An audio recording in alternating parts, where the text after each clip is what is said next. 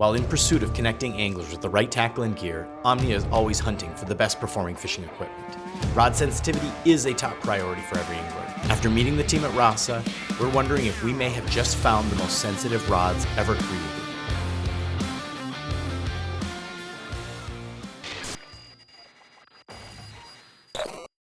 One of the cool things about working for Omnia is we always get calls from people who have new ideas for technology to make fishing experience better. We're actually at a facility, just drove past it.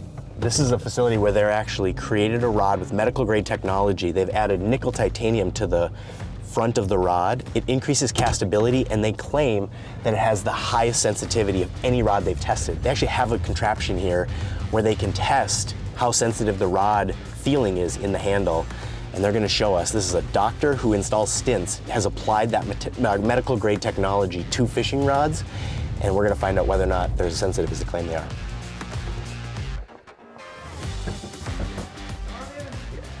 Hey guys. Hey, how you doing? Good, good to see you. Jeff. Good to meet you. Good to meet you. Brad, nice to meet you. Nice to meet you, Brad. This is Ted. Yep. Hey Ted, how are you? You bet, good to meet All you. right. Come on, you guys, shut the door. Well, thanks for having us in.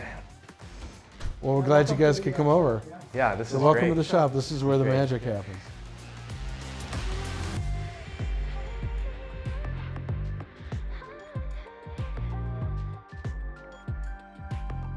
Well, so we talked a little bit about how this is an incredible combination of medical device and fishing technology, but one of you guys is actual doctor. That's me. That's me. Interventional cardiologist. I put stents in people's heart, and Brad and I have a medical device company that we've developed a lot of stuff, and then I have a heart valve company, and we thought we're both avid anglers, and we thought this would be a great use of this technology to improve our ability to catch fish. So some overlap between stent technology, which you can actually put in somebody's body, and then there's a mad scientist here too. Well, then we recruited Ted. And so it sounds like you're a materials expert, and you do carbon fiber, and we're going to talk about nickel titanium, I guess. Yeah, nitinol, shape memory alloy is what we're using for the tip of the rods, so nickel titanium it is. So this is actually where everything's getting built and designed. Do you want to show it to us? Build rods upstairs, let's go. All right.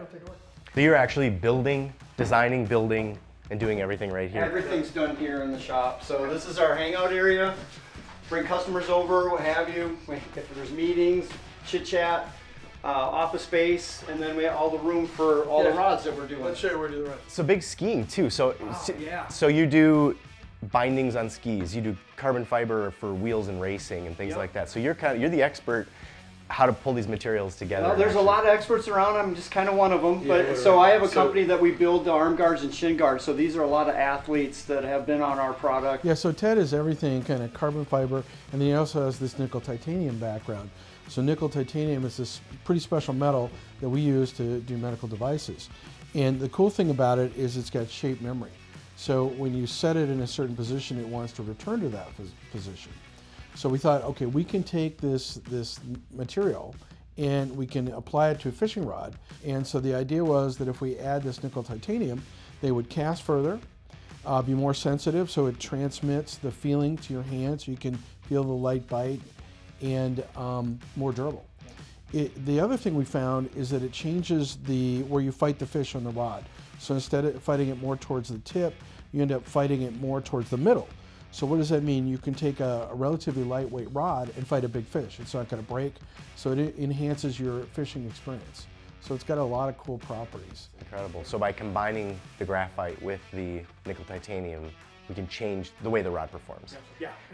Can we see how it looks? And catch more fish, right? Yeah. Show you. So just like any other, normal rod manufacturers, you're going to start with blanks. You're going to add the titanium to the tip of the rod. We're going to put handles and guides on it. So wrapping station right here. This is our drying. That's really kind of applying the epoxy on the rod. So this is a spinning station here where it spins the rods. Then it goes into a drying rack. So that's what you see here running right now is a drying rack with a whole bunch of rods. So the epoxy has to keep moving, right? So because it will move and sag. You have to keep it to stop it from centering or finding a low spot. So this is the magic part of the rod, and it's the nickel titanium tip. And this tip really does three things. First of all, it increases your casting distance because it's a shape memory alloy, metal alloy, and when you cast, it allows you to cast further because the nickel titanium wants to spring back. Essentially, we've spring loaded the tip.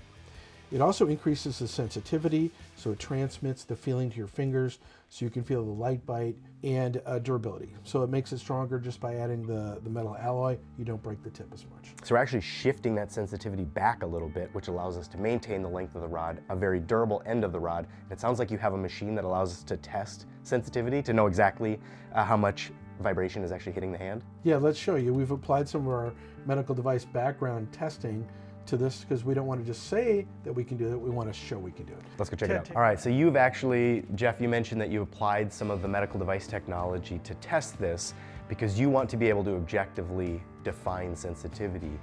And you can hook up a RASA rod, and then you can hook up a competitor rod and actually determine how much sensitivity is occurring.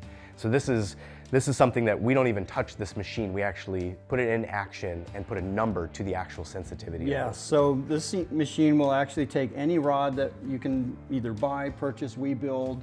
We want to test competitor rods. We actually attach a transducer to the real foot. I also have one that's 90 degrees to see if there's a different effect from the sine waves coming through the rod, through the transducers. So these transducers are mounted in a different position every time. So if you want to have a horizontal versus a vertical test, we do both, just to weed out all the different changes. This is free floating, so it doesn't have any effect of rigidity transmitting to the floor. And then the pressure, not pressure, but the vibration transducer, we're just using this handheld tester for sending the sine waves through the transducer into the recorder where we pull the data from. This machine then just has a speed that we set it for whatever feed rate we're running on every rod. It's going to be the same. We test the pressure at the tip to make sure every rod's seeing the same pressure on the floor, so that same transducing vibration going through the rod is going to be the same. So it's connection of the rod tip on the floor being transmitted to where your hand would be replaced. Right. So no offense, this is some nerdy stuff, some very science, but the translation is less missed fish, because now we're talking about the sensitivity of any vibration, of any tap, whether you're feeling the bottom, a strike, you're gonna have less missed fish. Yeah. Because you're gonna feel everything. And the goal is to create a rod that performs better from a sensitivity standpoint, and it's because of that nickel titanium. And I would say the light bite, right? So these are, we wanna go, so nice thing about this, you can feel the bottom. So we took this mat that has some different ridges, but this does it scientifically. We'd love to see it in action, and we really have no interest in trying to show the brand of the rods that we're testing against, but we'll just say this is the $300 to $700 price point for very high-end rods, and we want to see the performance. Let's see how it goes. Yep, absolutely. So the setup, like I said earlier, the way it's mounted, we're trying to neutralize all the different loads. So we have a weight that has the tip weight on it, transducer set to run, and then we actually have a controlled feed that this is running through on this stage, this linear stage. So as we run it, you'll see the rods run. It's just controlling that distance that it's moving and vibrating off of the bottom. So we see the 4 or 5 beats in the middle, and then we see the pause, and then we see the 4 or 5 beats again, and then a pause. Cool. We actually pick that up in the transducer, and with all the different rods that we test, that's where we're looking for, is that speed, how fast is it picking up that vibration, and then transferring that vibration into your hand is what we're looking for, is that frequency that your hand picks up and the speed of it.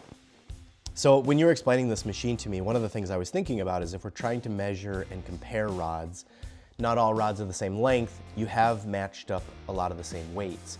But it's possible that the weight of the rod based on its length and its position could affect the amount of drag, but you've normalized that. Yes, so one of the ways we normalize it is by adding weights to the tip, or to the rod in the middle of the rod, but we actually weigh the tip pressure by how many grains of pressure we're pushing down on the pad, on the mat. So this is one of the tips that does have the 3 areas of nitinol, and it's showing 434 grams. So the goal is to then take every rod that we test against and make sure that they're all exerting the same amount of pressure in that grams, so that we get the exact same comparison when we're looking for sensitivity. Yep, absolutely. So the tip pressure on the pad, the vibrations are all the same. So we're gonna run a bunch of these rods over this ribbed mat. So it looks like three jumps and then a larger jump. and we will measure the amount of vibration in the handle, and you're able to demonstrate that by adding the nickel titanium, we're moving that vibration further up in the rod, but because it's a more sensitive material, it actually transmits the vibration to your hand, all measured in hertz, which you said the human hand can measure between 100 and 300 hertz. Yep. And this mat, getting the same performance by all of these other rods, is essentially going to allow you to feel it even more in your hand because of the sensitivity increase from the nickel titanium. Yep, even more and faster. Okay. 'Cause this is allowing that vibration to transmit faster through that rod, which in turn goes to your hand quicker. Which matters a lot in fishing because we get a strike, we feel it immediately. The light bite, the heavy bite, anything. Yep. So it's kind of 2 birds with 1 stone just by adding this nickel titanium tip. Yes. And then we'll switch out between different brands of rods just to do this exact same test over again. So we test our rods, 2 competitor rods, just to look at that frequency and the vibration. And that's what the graph shows. All right, let's run it. Yep. So down here on the graph, so you were measuring with the transducer the sensitivity, and this is in hertz, and what we're seeing is an earlier peak in the hertz that's being transmitted to the handle, and then that's maintaining a higher level of vibration in that handle where we were measuring it.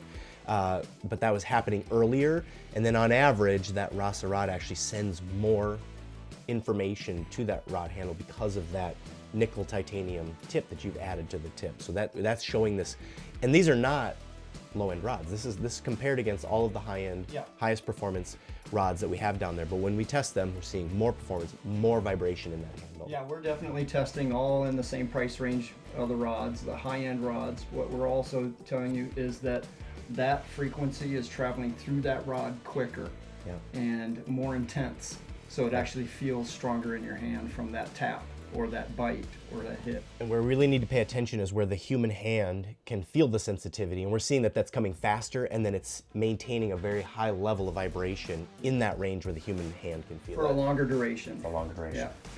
Yeah, what you're seeing here is the data after it's downloaded from testing a bunch of rods. We're looking at the speed of the frequency and then the amplitude of the frequency in time. So you're seeing the heights. That RASA rod comes out ahead in almost all cases where the rod is picking up vibrations faster, more intense, directly going right to your hand right away. It's hard to deny the science-backed measurement of sensitivity with these RASA rods, especially when compared to other high-end rods in the $400 to $750 rod range. Applying medical-grade materials by people who understand how these materials perform is a match made in heaven for anglers that want the most sensitivity while not giving up other key attributes like durability and castability. Tell us what you think in the comments, and if you think we should run other tests to confirm whether or not these might just be the most sensitive rods ever created.